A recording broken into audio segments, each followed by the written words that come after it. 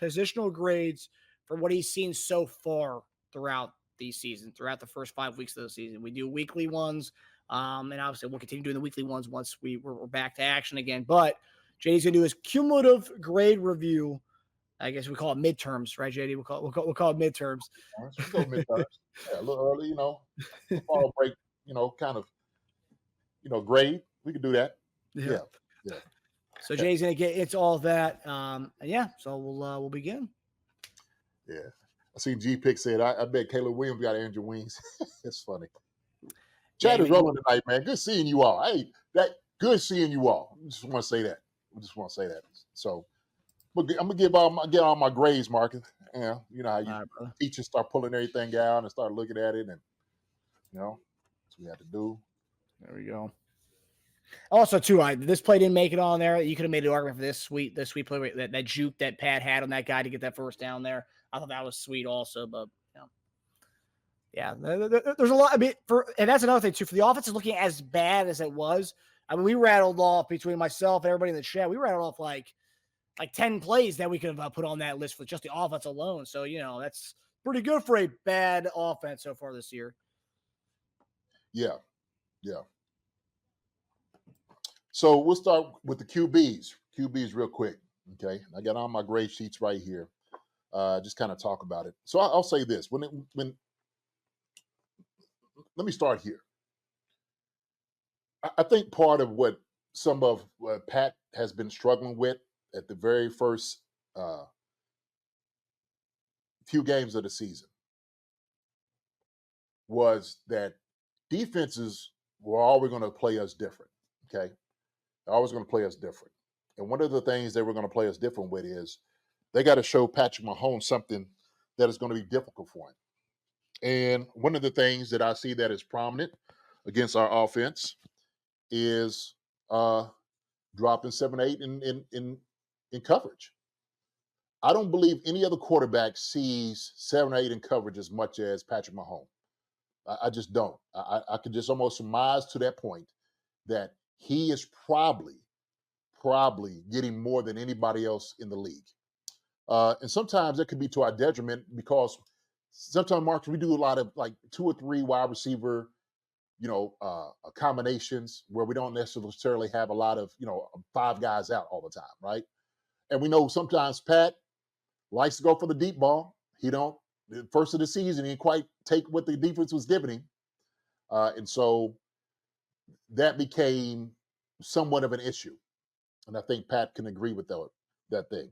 Now, for him, the first part of this before the bye week, I think the very second half, he started getting a lot better in his decision-making. I started seeing somewhat of the second half. He was getting the ball out of his hand more decisively.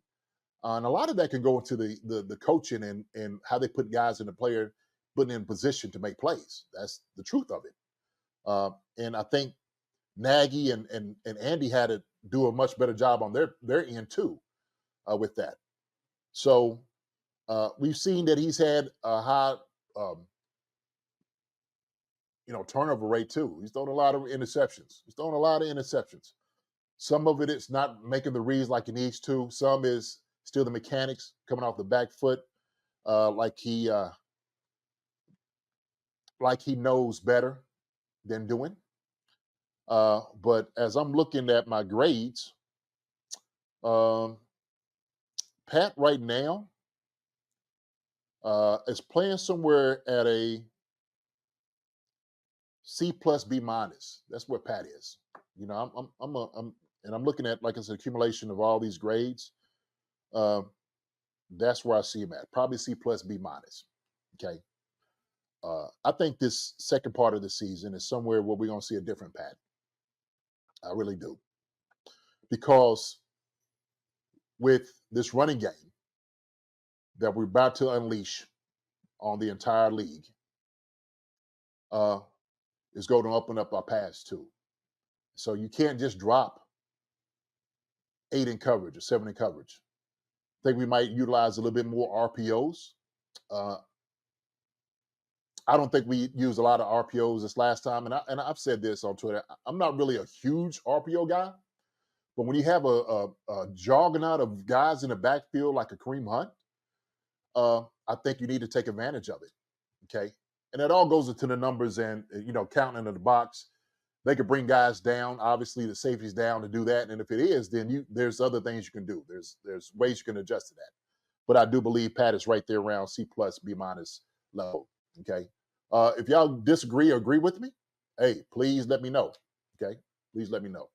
But I think Pat is going to be a much different guy this second half.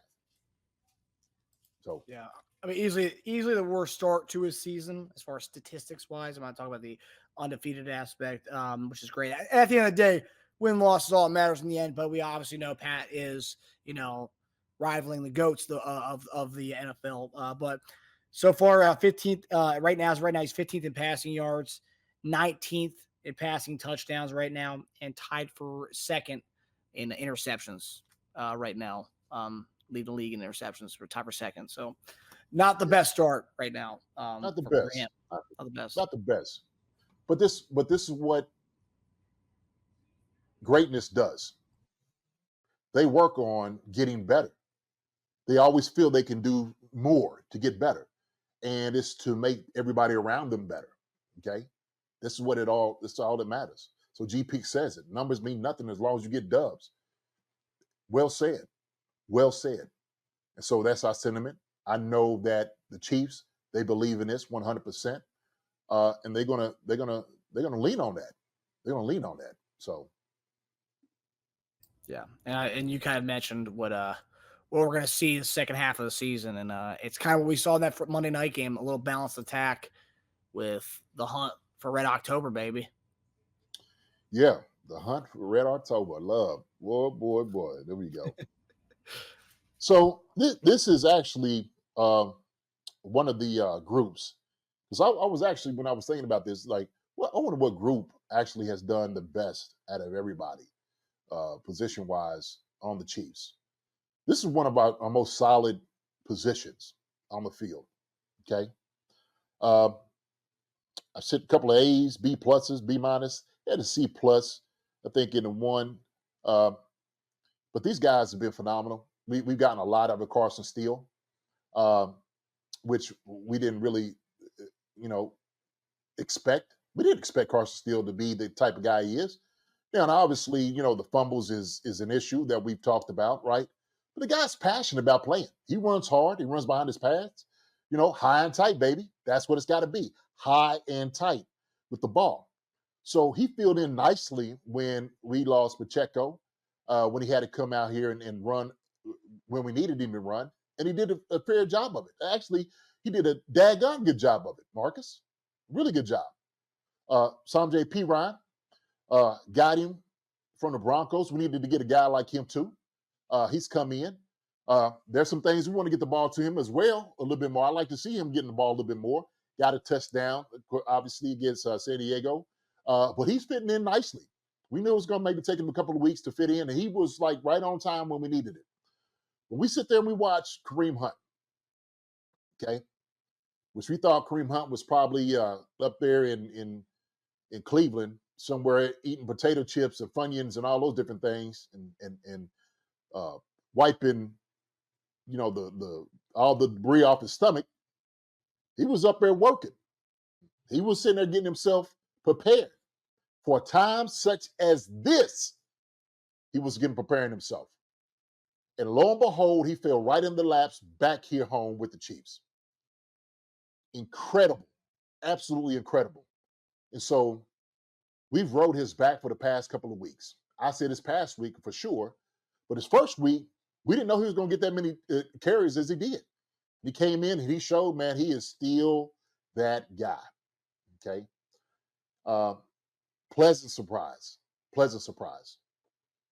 I can't rave enough about his addition, his contribution to this team.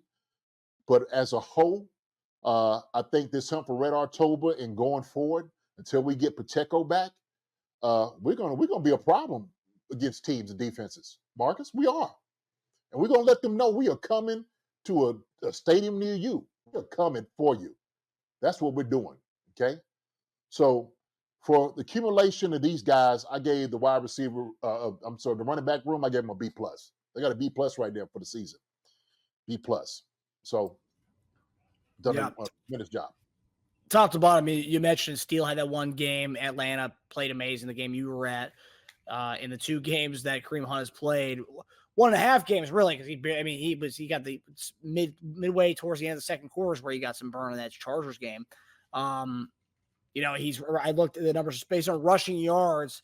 He's 46th in the NFL, and that's 1.5 games for rushing yards. 46th overall in rushing. It's 1.5 games played, where everybody else played 5 or 6 games. That's pretty wild. Yeah, it is. From what he's able to achieve just in that short amount of time, that's incredible. It's exceptional, actually. 46 in rushing yards and 47 in carries over the 1.5 games he's played in so far. Yeah. So let me check what John Clifford. Alder Brown said John Clifford hit on one of my points last year. Took a toll on Pat. He's scared of the drops, and the drops they're under INT. So he's missing throws. I don't know. Maybe. I think really it's just. I don't think he's scared. I don't think he's scared of the drops. I think he has trust in his guys, as a wide receiver. I think he has ultimate trust in those guys.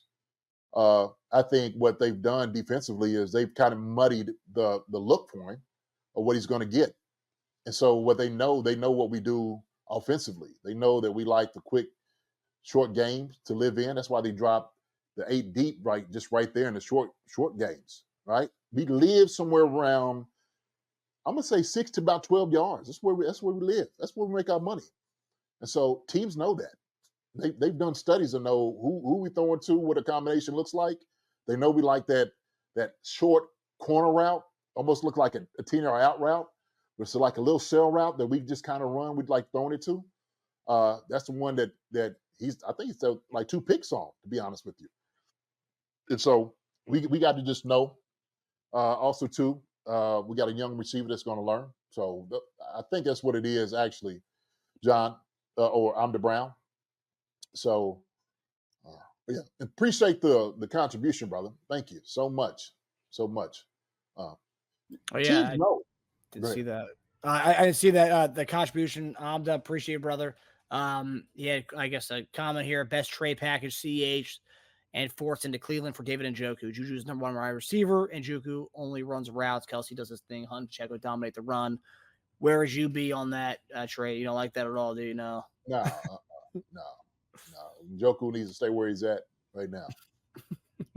So I like the idea, though. I like having another badass tight end. I mean, sure, we got him. Sure, we do. Yeah, we got enough of them. They're talking about go get Kyle Pitts, man. I'm like, why? I mean, Noah Gray comes and catch footballs. I mean, Jody Force, we wanted to utilize him before he left, before he was hurt. Now the guy's healthy, right? Jared Wiley hadn't necessarily utilized. We got guys here. Shoot, we got guys here. Yeah, I agree. All right. Okay, so you mentioned Xavier Worthy. You mentioned peppering him more with targets in the second half of the season. Hopefully, we see that growth.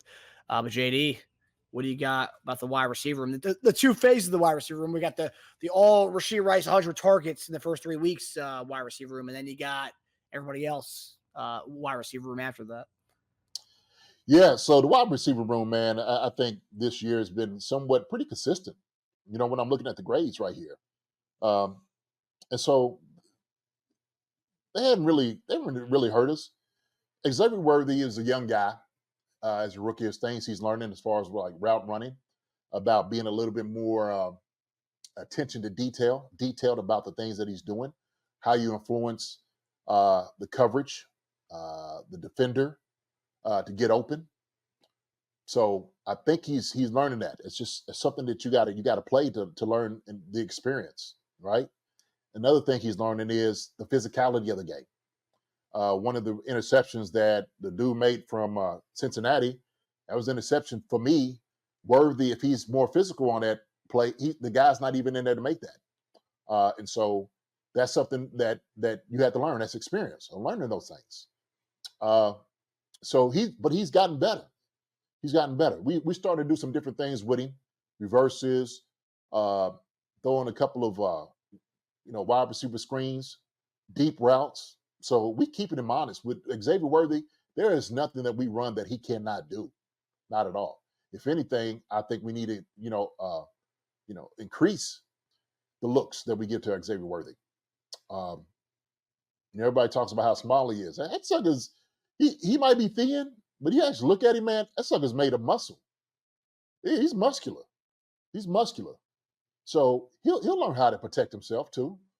You know, skinny guys they've been skinny the whole time. You think they don't know how to protect themselves? Diggs, look how skinny Diggs been protecting himself for a long time. He know how to get down. You learn. You learn. So with him, I trust that. He's just gonna get better. He's just gonna get better. We've seen that. We've seen him do that. Rasheed Wright before he got hurt was a monster out there for us. Was a monster. And it's sad to see that we had lost him for the season from what we understand, right? All accounts, Marcus, from what you hear, that I don't think there's a chance that he's going to come back for the playoffs, right? No, so I think Andy said they're treating it like a torn ACL is how they're treating it. That kind of recovery. So that for any hope that people might have had, can we get him back? No, his season's done. Okay, yep. But he's going to be there for the guys. And it's important to be there as support position, just like Hollywood Brown has been. He's been there to support, and I love it. I love his tweets. When I see his tweets and the encouragement, I say, man, that's exactly the type of guy that you need. You don't need a guy to disappear when he gets hurt. You need a guy to be there. And I love it because he's engaged. So the guys that come in, Juju, right? Justin Watson's come in. Nicole Harmon, we've seen him this last game. These guys haven't necessarily hurt us. And so they've been pretty consistent, Marcus. So I'm going to give these guys a wide receiver room. And I'm only looking for them to get better. I'm looking for them to know what to do in this offense, to give everything they got week in and week out. Because why? Because the cards are stacked against them. Nobody believes they can do it. Okay? Last year we had a tough time just doing it. This year, I think because our backer is against the Wild, nobody believes we can do it. So for me, they're real steady. I'm giving them a B. That's where they are. So. Yeah, no, I agree. And I honestly like the fact that they were to play as good as they did. Even the game when Rasheed Rice goes down, I mean, a quarter later, you throw that bomb to Xavier Worthy, and that kind of says, okay, it kind of calms everybody down. Like, look, Rasheed's gone, but look, this is the guy we drafted in the first round. Boom, right away, 55-yard bomb you throw to him. And then obviously we saw Juju. So you've seen a little bit of flashes of the 2 games without Rasheed Rice. You've seen what we have as far as the veteran presence, someone who's been there before, mixed in with the new blood that you have in Xavier Worthy. So I do like the makings of it. I know people don't trust it yet because we haven't seen enough of the sample size without Rasheed Rice. But so far, so good. And that was against the Chargers and the Saints. And then, we'll be tested again this weekend with the 49ers.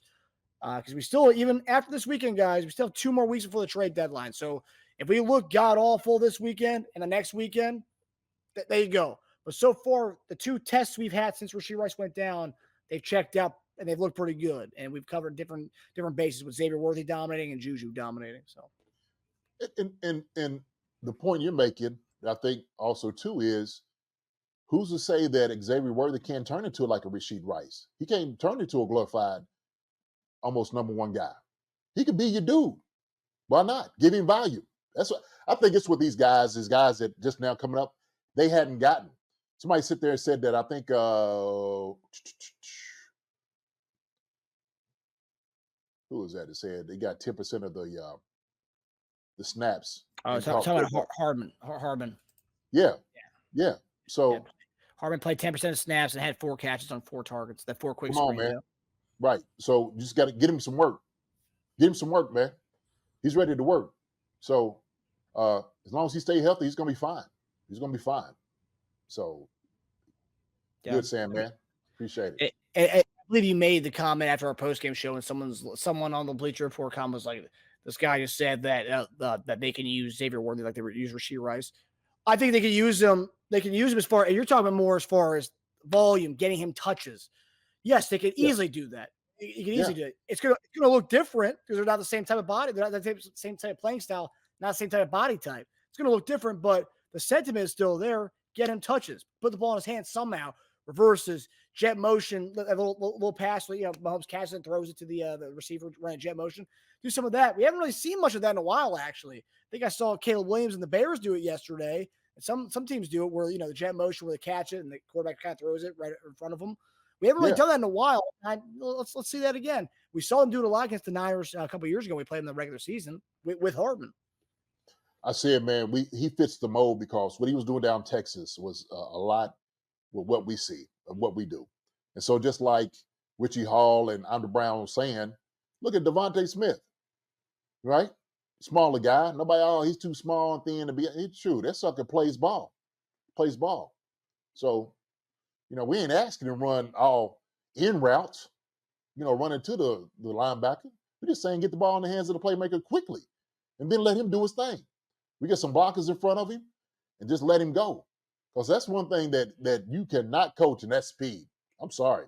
That is one thing that you realize when a guy is fast, you're like, yeah, he's the real deal. So, Yeah, I agree. I mean, that's part of the reason why I took the 4 catches last week, because I thought he was going to they're going to use him similarly to how the Eagles used Devontae Smith without A.J. Brown, getting the ball in his hand, trying to get the playmaker alive a little bit, which they tried. They had 6 targets, but nah, they didn't get the easy catches for him. They were trying to do bombs with him. Like, I think the 3 of the targets were like 9 routes. So it's like, okay, try to get him some like quick stuff, but they didn't really do a lot with that, which I hope as the season progresses, they'll do more of the quick screens, jet motion type little touch passes, that kind of stuff. Yeah, absolutely. Come on, baby, go. Yes. That's a first down. This football season, I'll be putting down normal sodas like Coca-Cola for Olipop. Olipop offers a healthier alternative with its low sugar content and natural ingredients. Olipop is more than just a drink. It's a wellness companion that supports your digestive health.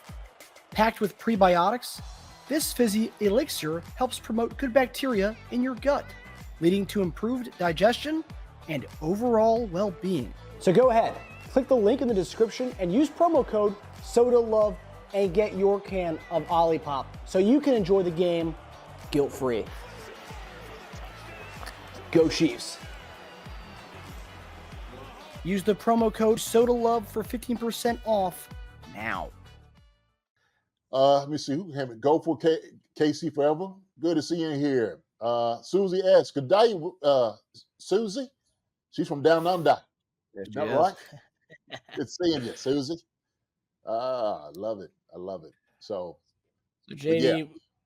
Now we got the your favorite group, the group that you always give the good grades to. I'm very curious. Yeah, my boys. My brothers. So it's another group offensively has been kind of solid for us. Okay, quietly been solid for us. Picking up where we might have had a lax, maybe in wide receiver. We see that from Noah Gray doing a great job. We know Travis Kelce has been getting the rest that he needs, bringing him in and out. And when he does, he's been killing the last couple of weeks, man. Last few weeks, we starting to get him the ball, being a little bit more clever on how we do those things, and it's paid off. And so I think some of the things I said that him and Patrick were so great together that they were just taking some of the things they did for granted. They were so good. But Travis is he's been out there, man. He's been balling, and I think we still lean on him when we need to. Jody Forces came into Foray, and we get him involved as well. And so he's teaching to Jared Wilder. Jared Wilder's a young tight end. He's been in there blocking a little bit. But Noah Gray's been, like I said, man, he's your handyman. That's what he's there for. This group has been solid as ever. It's my tight end group, man. We the masters of a lot of things, So with that, for our tight ends, I've given these guys, just looking at the grades that they've had, I'm gonna give my tight ends, man. I'm gonna give them a B plus. That's what they are. Give him a B JD, plus. I know before the season everyone was talking, and I know it's the post draft. Yeah, there's three stages. Yeah, the post draft takes. So right when the guy gets drafted, you hear all this like, oh, he's gonna be the next this, he's gonna be the next that, he's gonna be this, he's gonna be that, and then you have the training camp takes. So you have, or you have the OTA takes. So man, so and so looked great in 7-on-7. So and so looked great without pads. And then you have Mhm. training camp when pads come on, and then you have preseason, and then you have when the reality starts. Yes. What are you seeing from Jared Wiley so far? Because I know there were so many. You and I talking about how ridiculous some of these takes were. The heir apparent to Travis Kelce. He looks like baby Kelce. Yada yada yada. All this Kelce stuff. And obviously, yes, he's a project. He was a fourth round pick, day three guy. So there's gonna be times with him. There's gonna be so much time with him to kind of mold and kind of create what we can do with him. What have you seen so far from him? And I know it's very limited snap counts that he's had. What have you seen from what you've seen so far? I've seen that he hasn't been scared to come in and play. For me, he's still learning. There's the heir apparent to Travis Kelce. Well, Travis Kelsey's still in there.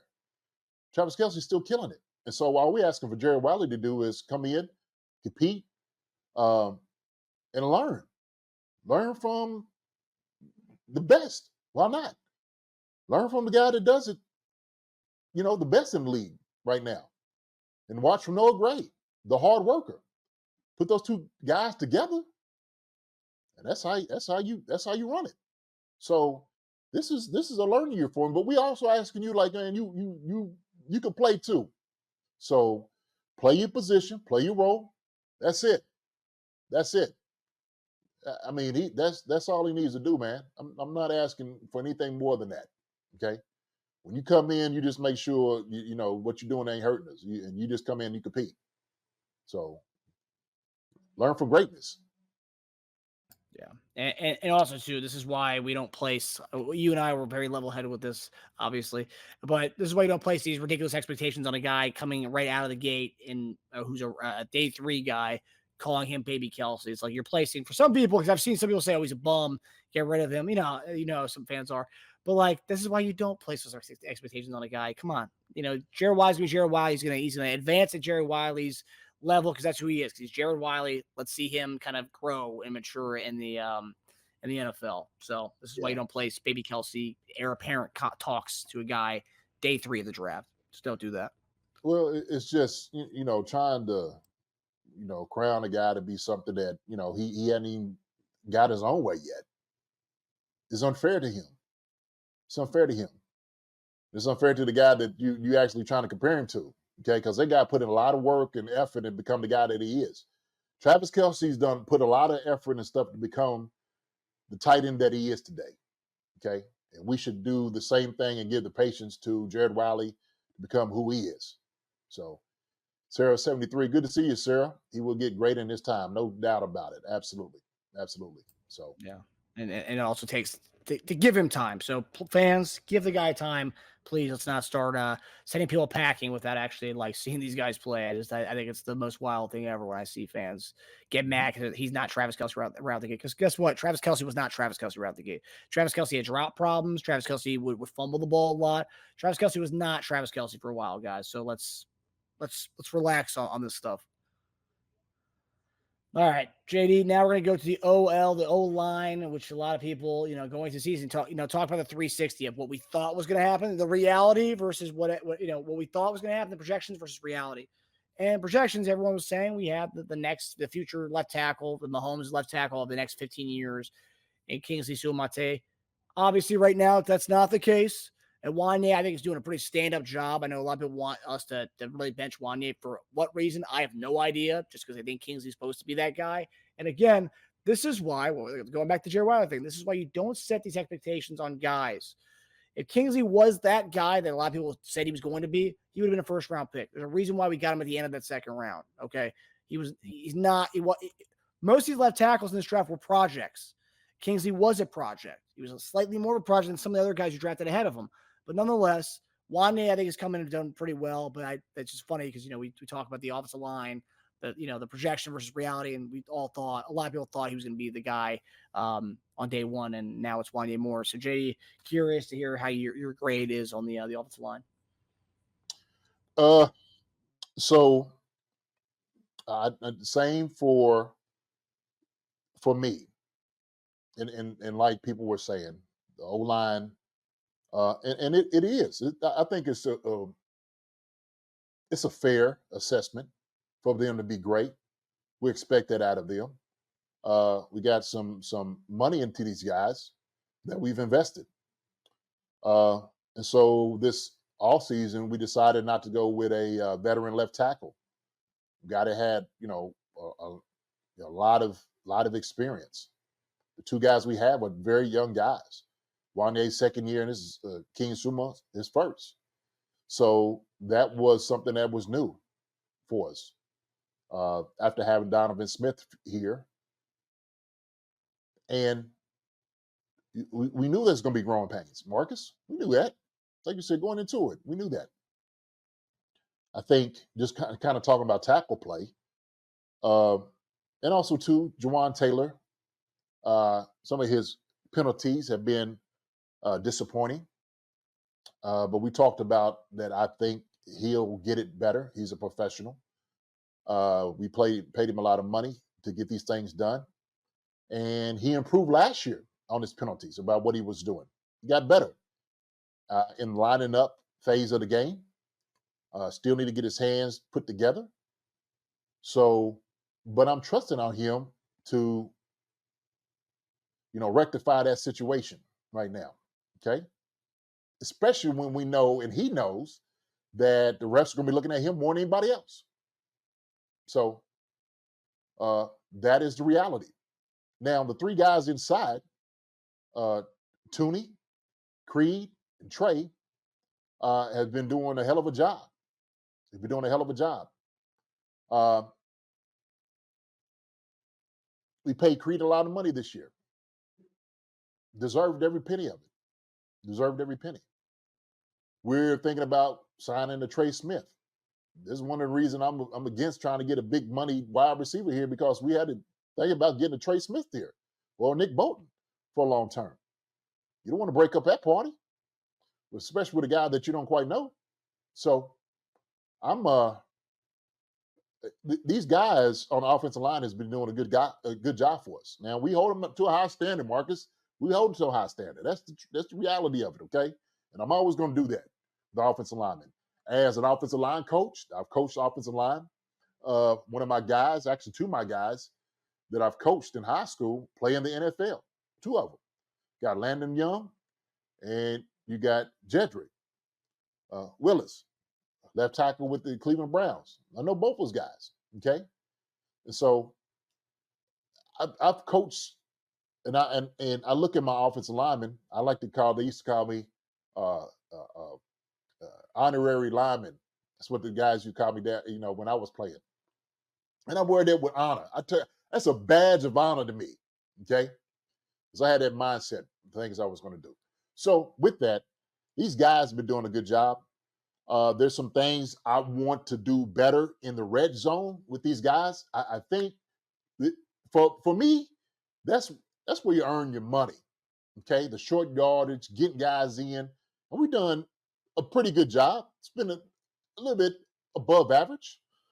Uh, so some of the things, the problems we've had and issues, penalty wise and whatnot. But Marcus, surprisingly, we haven't given him a whole lot of sacks. You start looking at who's giving up sacks this season, you don't see the Chiefs up there. Not. So they're doing a good job. They're doing a good job of protecting Pat. So I thought about actually giving them a C plus, but I'm actually going to give our offensive line a B minus. I'm going to give them a B minus, man. Okay, just for the simple fact that we haven't given up a lot of sacks. But there's a lot of improvement with that too, of just creating depth and stuff like that as well with Pat. Pat does a good job because he's a magician and he escapes. He does a good job. Okay, so, but I'm gonna give him a B minus, man. I'm gonna give him a B minus. I ain't gonna be too hard on these guys. They've done a good job. B minus, C plus is where they're living right now. B minus, C plus.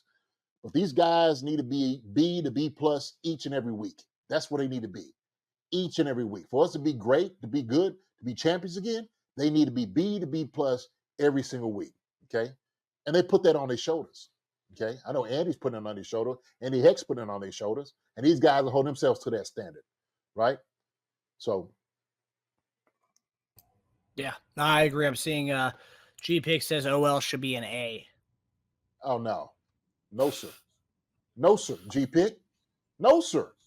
Come on, listen, G Pick, I get it. You want to give me an A? You show me a film, okay, and I will give him an A. But I'm being honest as I possibly can, and I'm being generous. They write at B minus because there's some things that they miss. There's maybe some holes they ain't quite opened up. Some guys has come off and made plays. Okay, so too many false starts and holding at the wrong time. Definitely that's hurt. That hurts us. But also too, I'm looking at some of the plays. Some of these guys getting some Carson Steele and getting some yards on their own. These guys they love blocking. But like I said, man, we go to the red zone. And we need to goal line. We need to score. You need to score what you got. And I've seen too many times it was penetration down there on the goal line. Unacceptable. Unacceptable. So, okay. There's one thing, JD, that before we move on to the D line, I see this a lot. And let me go to about Kingsley. Kingsley may be that guy, just not yet. Here's my counter to that, and it feels like I feel like there's too much writing off Wanye. Why can't Wanye be that guy, right? It's only his second year, and like I know he was a right tackle. They moved over to left tackle, and he competed with Don Smith, and he played that left tackle for a little bit. He didn't look good for certain games. And I feel like because he didn't look good for that Raiders game, people will remember Wanye Morris as that left tackle who was our tackle during that Raiders game where he got dominated. He was a rookie, and he's looked good. He's looked good when he's played this year. And I feel like people are just waiting for him to look bad so they can put Kingsley back in there. Why can't Wanye be that guy? And that's something that I don't understand. People aren't asking that question enough. It's more like Kingsley's going to be that guy. Just wait. It's okay. That's fair. He could be, but also Wanye could be that guy as well.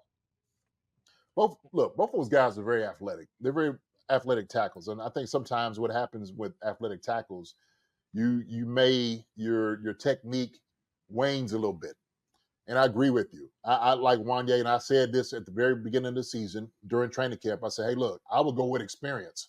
One guy has another year of experience under his belt, going against the tougher guys like Crosby and those guys. He has that. Okay. And Wanye did a hell of a job when he was in. Now, obviously, the injury slowed him down. So, John Claude, what if they both work out? Chiefs win. True. Yeah, I'm on True. board with that. I'm on board with that, John. And Marcus, if I'm not mistaken, Wanye Morris is just what round pick was he? Or just a round after Kingsley. What? One round after Kingsley? Yep. Okay. So, and he's gone against some great competition in college. Great competition. He's seen it all. No, Sam, man, I wasn't calling you. I mean, I'm just saying there's a lot of people saying Kingsley can be that guy and just give him time to be the left tackle. Sure, but I'm just saying there's not a lot of questions about Wanye being that guy. I feel like people just think Wanye is just a stopgap for a couple games until Kingsley looks good in practice and they just move him back to left tackle. I mean, I think there's legitimate admiration for Wanye last year when they drafted him. It's why he got to move to left tackle when people thought he was going to be a right tackle, and he moved to left tackle. So, I mean, yeah, it wasn't a comment towards you, Sam. I'm just saying what you said was I've heard a lot of people saying that about the situation, how people are just kind of writing off Wanye, and it's like, he's looked good, Yeah. Yeah, no, it's true. And look, Wanye is a good player. I like Wanye. I wouldn't have said his name if I didn't trust him. And the Chiefs wouldn't have put him in when they did if they didn't trust him. So, like I said, I evaluate offensive linemen all the time. And I got a good handle on what I'm talking about. I know Wanye sometimes his technique and his feet somewhat, kind of fails him. But those are things he's working on to get better. So shoot, we don't know what the future holds, but right now Wanye is in there doing a hell of a job for the Chiefs. Hi, everybody. Thanks for watching. Subscribe here to get the latest from the show. Also, be sure to check out the best clips from Chief Concerns. And if you prefer to listen to the show, subscribe and follow us on Apple Podcasts, Spotify, and anywhere else you get your podcasts.